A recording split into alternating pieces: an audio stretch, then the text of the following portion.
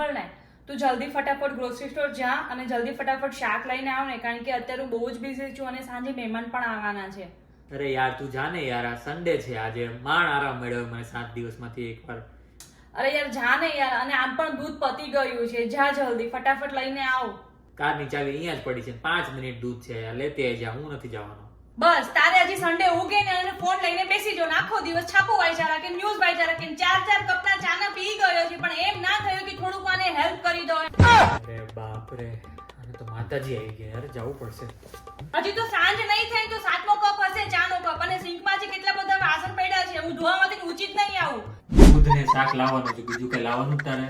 બીજું કઈ નથી લાવવાનું, જા જલ્દી ફટાફટ જા અને જલ્દી ફટાફટ આવ. કાલે આ તારું દૂધ અને શાક. મેં તને કેટલી વાર કીધું છે, શાક જોઈને શાક લેવાનું છે, શાક વાળી જોઈને શાક તારે નથી લેવાનું.